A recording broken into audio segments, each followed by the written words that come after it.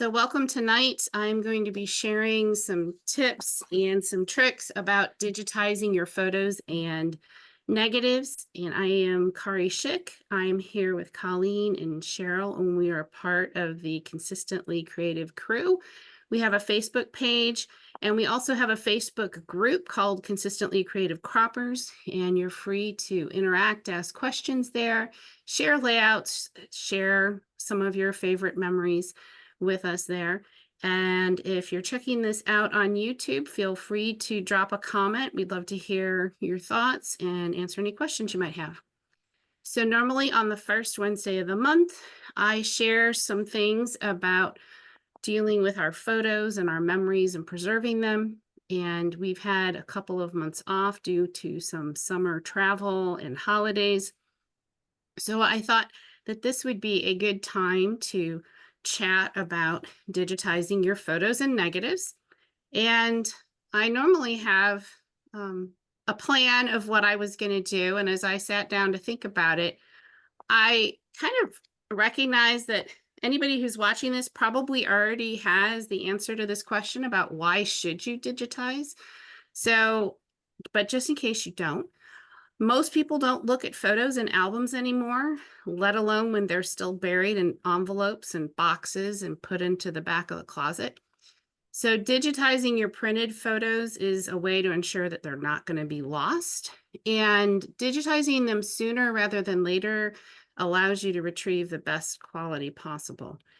But for a lot of people, digitizing is a big job. There's a lot of decisions to make, and a lot of times when we don't know what we need to do specifically, it's really hard to get started. And if you have a lot of photos or a lot of negatives, or you've inherited some from older family members or previous generations, it might be a huge task that you're trying to figure out how to get started. So I think there are really basically three decisions that you have to make when you're getting started. And one of the first ones is, are you going to digitize your negatives or are you going to digitize your printed photos? And I'm going to talk a little bit about the pros and cons of both and maybe some thoughts that you should consider when you're deciding which one you're going to do. Another thing you have to decide is, are you going to go through your images to remove duplicates and duds before you digitize or after you digitize? Again, some pros and cons to both. And then the third question is, do you want to do it yourself or do you want to hire a professional? Again, there's pros and cons to both. So, but those are kind of like the three things that I thought that decisions that you really need to make to allow you to move forward and start making progress. So digitizing the negatives or the photos, and I'm really sorry to say that there isn't a standard answer for everyone across the board. But I will say that the negative is the original image, and the photo is the second generation of the image. So you do lose information as you travel from the original to the second generation. But if your negatives or your slides were not well cared for, that might not be the best thing. So in general, if your negatives have been well cared for, the recommendation is to go back to the negative and digitize those, because it really is the original piece of information. But not everybody has cared for the negatives in the way that they needed to be cared for to preserve them the best. So if they were exposed to humidity, or they were no longer contained in their plastic sleeves, or they got bent and crumpled, whatever the right word is, those may not be the best things for you. So when you think about which is in the best condition, has the storage conditions of the negatives and the photos, what do you know about it? You know, what temperature? Were they exposed to extremes of temperature? Was there a lot of humidity? Were they exposed to light? Were they potentially folded and bent because they were just shoved into a drawer or an overstuffed box, and then they end up getting damaged? Negatives that actually are stacked right on top of each other, the plastic, they will actually stick to each other, even just due to the humidity in the air. So It used to be you could get them in the paper envelopes when they were going to the photo developers. They'd stick them all together, stacked on top of each other in the little pouch in the paper envelope. And then at some point, they started putting them into plastic sleeve pockets. And so then they were no longer touching each other. So you might find, depending on when and where the negatives were developed, they might be stored a little bit differently. And if they are stuck together, it can be challenging to pull them apart without damaging them. If time is a factor, scanning negatives or slides can be very labor intensive unless you have professional equipment, because you do have to typically scan them one at a time. Some equipment allows you to scan an entire stack of photos at a time, which is much less labor intensive. But another comment about print quality is there are many things that go into what happens when a photo is printed on a piece of photo paper. The lab that prints the photos, did they use good quality paper and ink? Is the paper and the ink set up to stand the test of time? Are the colors going to fade? Did they happen to change their chemicals frequently? I've had bad images printed when I found out the photo developer hadn't been changing their chemicals and that had been sitting there for a long time. They hadn't had a lot of photos being processed at that specific location, and the chemicals weren't any good. Did they calibrate their machines frequently? That can be just a user error and just a problem when they're printing the photos. But this is not typically something that we're aware of. And personally, I had a large batch of photos from a scuba diving trip, and I went back 4 times to have them reprint them. And first they found a problem with the chemicals, then they found a problem with the machine calibration, then the technician had some issues, then they ended up having to call in the manufacturer of the machine to fix the machine again, and they finally got it right. But if you hadn't been studying them carefully, you might not have known. If they had been not photos taken underwater, if they had just been land photos or landscape, we might not have really noticed because they actually had a blue and red calibration issue. But this is something that you may not be aware of your prints, and it's hard to remember what they looked like 15, 20 years ago. This has just an example that I found online from a website that had an idea of what has happened to some of the photos over time. And you can see, even if you go to the original prints on the left-hand side of the screen, that these images, they're not all as clear as the other ones, but the bottom 2 rows are definitely, the colors are becoming more washed out and faded over time. But if you don't have the original to compare, you might not realize that the one in the bottom row, all the way over at 15 years, how much that color has actually been lost. The one in the middle, you probably would take a look at and say, oh, those colors are really washed out. Fortunately, with a lot of software, it's really easy to do some color correction and bring those colors back. But some of the best color correction software is accessible to the professionals, not necessarily to the average user, but there are some good things out there. File formats, just because I thought it was kind of interesting, I thought I'd throw this in here. I had no idea that in addition to the 35 millimeter and the 16 millimeter, which was the 110 version of film that we had, that there were so many different versions of film. And I also had no idea that the 35 millimeter started back in 1934. So as I looked at this to just try to see, how many formats are there and what there is, I mean, obviously, I am more familiar with the later ones because of my age. But if I look backwards, the APS here, it was only used for a fairly short time from 1982 to 1998. And there's only a couple of places that will still process them. And on the canister, which was a really interesting setup, they had four markings on the top. One to let you know that the film had been exposed. The next one told you that as it went through that it had actually been processed. And so you can tell by just looking at the canister that the actual film was processed. And I do know that Forever will take canisters that have been processed and digitize them for you. I have done that with them, and there is at least one lab in the country that will process them if you have some of these still sitting around. I do not really remember the photo disc. Oh, I spoke wrong. The APS, the Advantix, was 1996 to 2011. The disc film, 82 to 98. There was 110, and they were around for quite a while, and they're still actually available, which is interesting. No, I must have clicked on something. But look at how long 35 millimeter has been around, 1934 to the present. But then there's also some of these larger format films, this 120, which is a 60 millimeter film, and the 127, which is a 46 millimeter film. These are kind of considered large formats, but they are still around and still available for people to take images with. And just to give you some kind of basis for understanding what kind of film you might actually have. So I've got an image here with the 35 millimeter negative versus 35 millimeter slide. They do look fairly similar. We've got the 126 film, the 110, and the Super 8.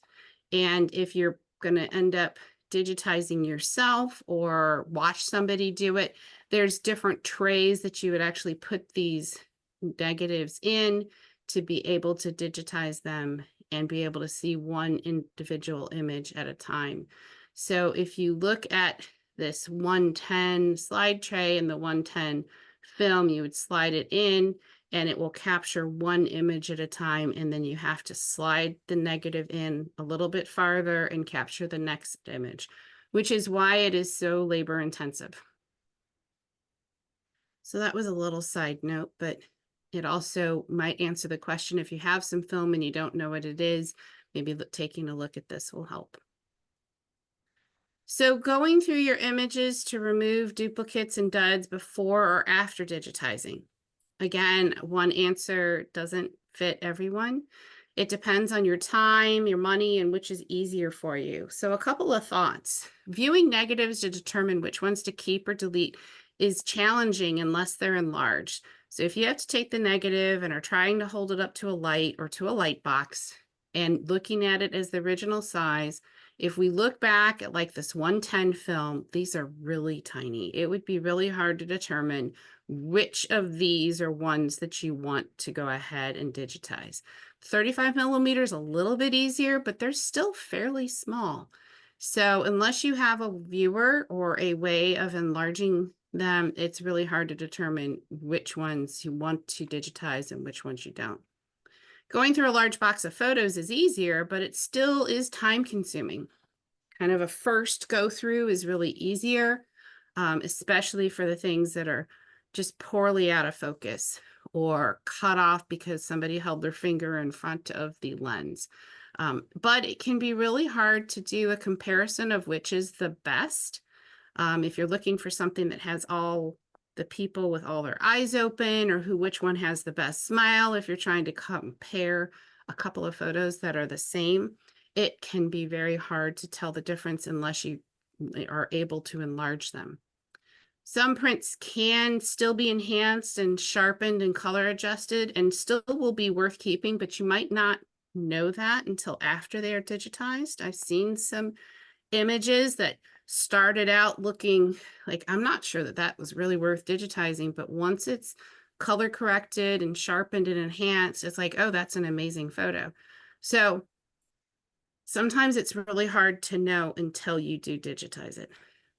Also, the more you digitize, the more it actually costs in time or money or both. So there's a lot of factors that you might want to pay attention to as you're considering this. So supplies that you would need. I have a number of things kind of standardly. You do want to use gloves as you're handling these because all of the oils from our hands and our fingerprints get on our photos and damage them, and same with the negatives. And you do want to handle the negatives by the edges, which can be really hard, especially for those 110 film, which is really tiny. The Power Sort box by Creative Memories is an amazing thing to actually hold all of your photos. The dividers that they sell are very helpful too, because they are archival safe and they won't damage your photos. Also, the photo labeling pencil offered by Creative Memories is still one of the best recommended photo pencils, because it does not indent into the image and you can write on it and it lasts a long time. Photo polishing cloths are great. Creative Memories occasionally comes out with those. I'm really hoping that they'll come out with another round of those, but if you still have some Creative Memories photo polishing cloths, those are a great thing to use. Index cards, Post-it notes, just know that they're for temporary use. They're not photo safe. I don't recommend sticking the adhesive from a Post-it on a photo. And even the paper there is not acid-free or lignin-free and can cause a degrading of your photo image over time. Definitely having a notebook to keep track of things, writing notes to yourself, and a trash bin for culling all those duplicates that you will hopefully find. Some additional things that you might need and might find useful is a magnifying glass for looking at smaller details.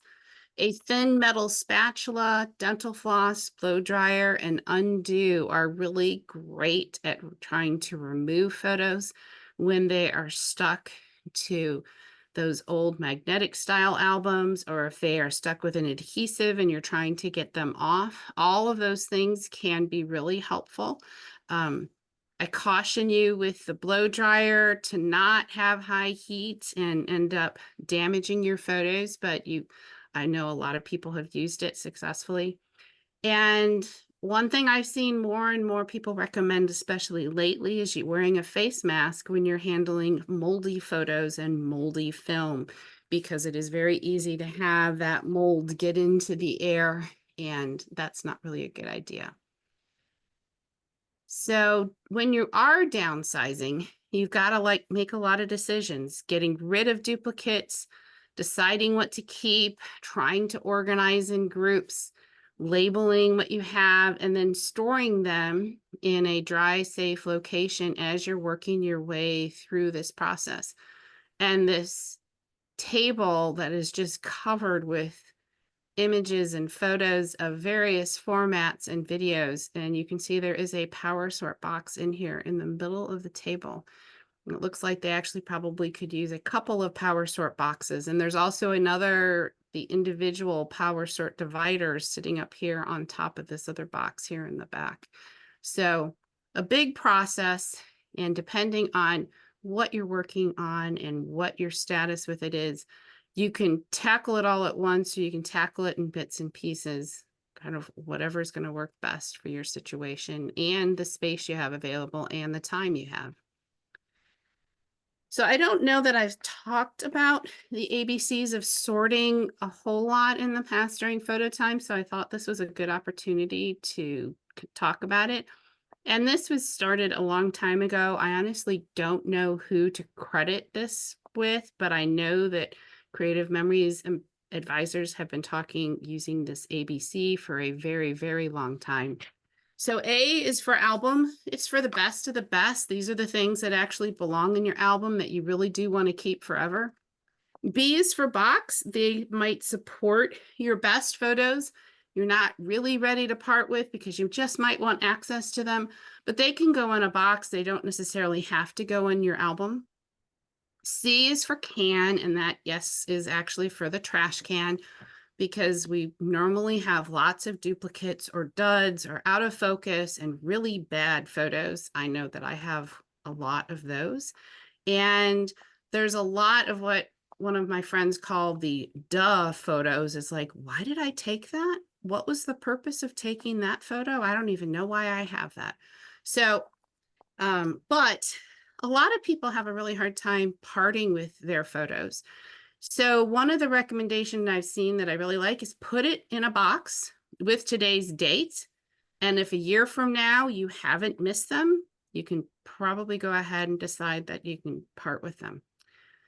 And or you can leave them there within the box saying they can be disposed of when you're no longer around, and then your family doesn't even have to go through them. So the ABCs of sorting is a useful way of taking a look at all your photos. So then on to the third question that I posed back at the beginning: do it yourself or hire a professional? And you have to answer for yourself, what is the best use of your time and your money? So both options are going to require your time. Gathering things, whatever organizing and labeling you do, whether it's before or after they're digitized.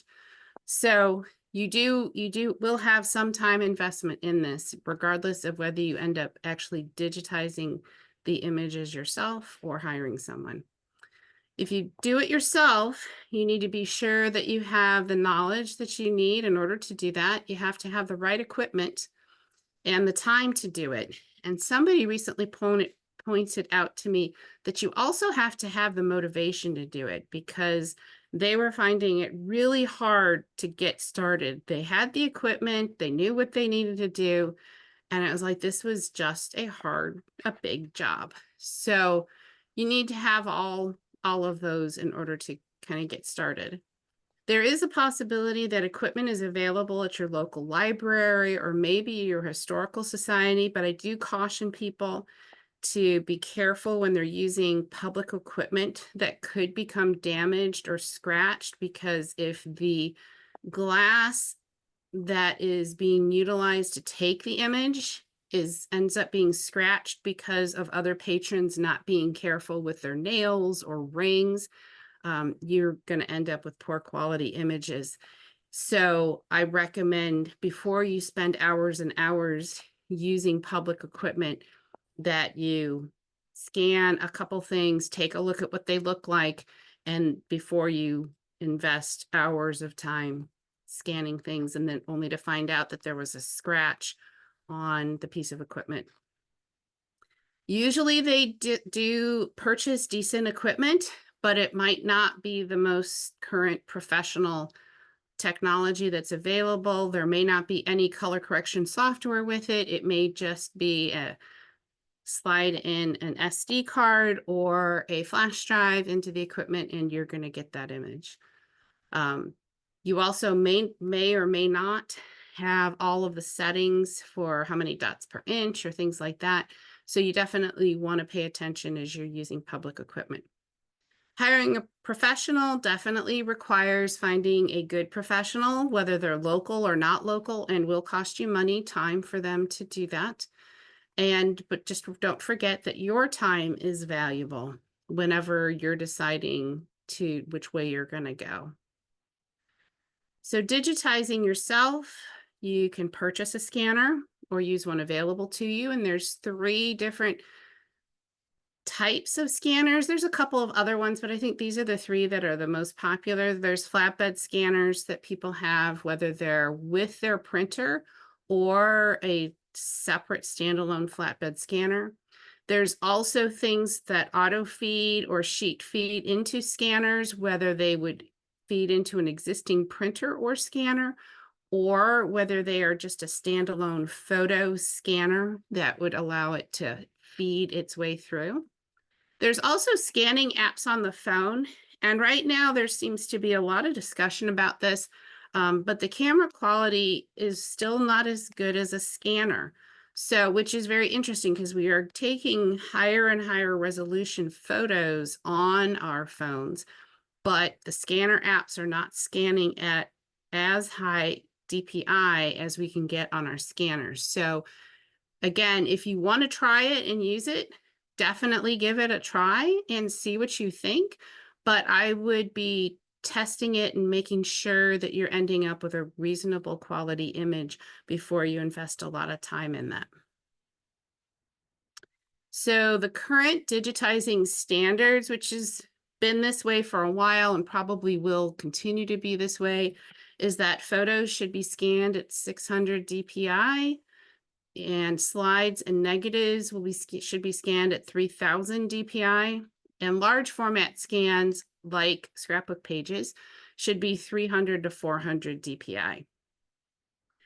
The file format, JPEG is still the preferred format for images, but a lot of scanners will default into PDFs or TIFFs, which is not really the preferred format. There's definitely some people who say you really need to use TIFFs because they're not compressed, and when you go to edit, you end up losing resolution. Well, that's true, but TIFF files are much, much larger. And typically we don't edit our photos to the point that the compression that you're going to have with a JPEG is as much of a problem. Now, that isn't true for everyone, but I still would recommend scanning in JPEGs and not doing anything else. I did hear from a couple of ambassadors when I was asking them for some lessons learned, is that some people that they know and family members had used scanners and let the defaults go through in the program that the scanner used, and they scanned at 72 DPI, like 3,000 photos, which is not enough to print a 4x6 image from any of those. So they needed to go back and redo all of those all over again. So just because it is the default may not be the best DPI or the file format. So here for photos, I recommend 600 DPI and scanning it into a JPEG file. So digitizing yourself, sending to the professionals. I've already talked a little bit about that. It can be expensive, but doing it yourself can be overwhelming, time consuming, still expensive if you don't have the right equipment. You might not have as good of quality as you might have expected. But here are a few things that Forever recommends when you are selecting a digitization service. About one, what types of items can you have digitized? I showed a number of different film types that you can digitize. Not every company can digitize every single format. Not every scanner that you have will you be able to digitize every format negative. Where does the digitization take place? There's still a lot of companies who do send their digitization orders out overseas. So they go out on a boat and they come back on a boat, which is why it takes so long. So you might want to just be aware of where that actually happens. Do you get your originals back?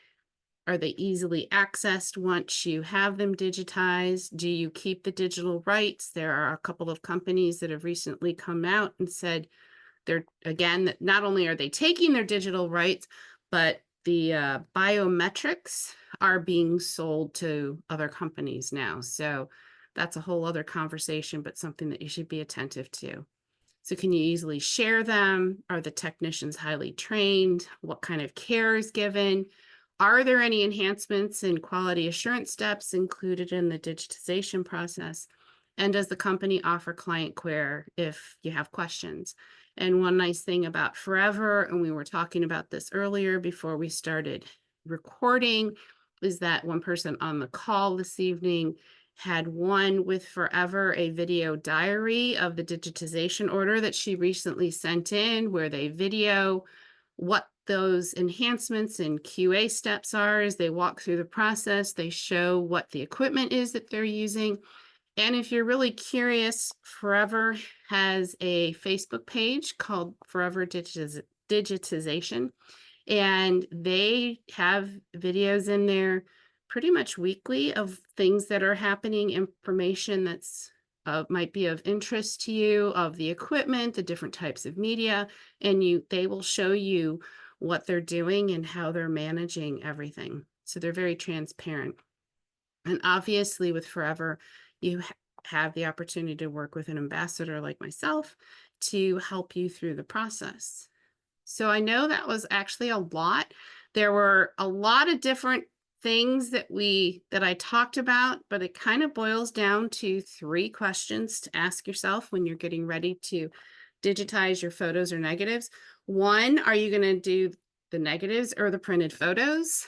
The second question is, are you going to go through images to remove your duplicates and duds before or after digitizing? And do you want to do it yourself or hire a professional? So hopefully I've given you some things to consider and thoughts to help make your decision making a little bit easier. And are there any questions from people who are here this evening? I have a Maybe. question. Yes. This is Carmen. Hi. One of the things you mentioned as far as tools was a metal file. Would a Creative Memories multi-purpose tool be uh, sufficient? This I thin metal spatula. Yeah.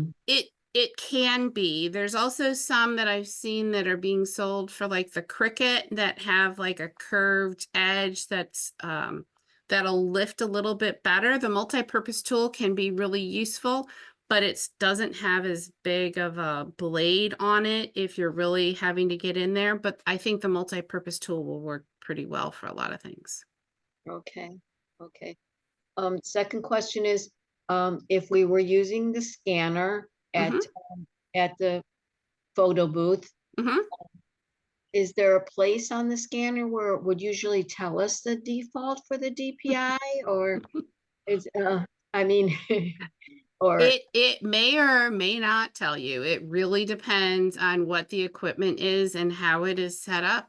Um, you should always have the opportunity to do that, but depending on, what the company has set up, they may not allow you to do that, depending on, they may just have a standard thing and you just got to go with it. And it may or may not be the 600 DPI. A lot of scanners default to 300. And there are some that default to 72, which is really not good enough. One thing I recommend to people is that you come home and put it on a computer screen and take a ruler and hold the ruler up to the screen such that the image on your screen is 4:6, which is kind of the standard photo print size, and see how the image looks. Is it pixelated? When you have it blown up on your screen so that it is truly 4:6 inches, you can actually get a good idea of what it's going to look like when you go and print it. okay. All right. Thank you. Yes. Anyone else? Or we're very quiet tonight. All Just right. a lot Well, of good information. Yeah, good. Good. Good.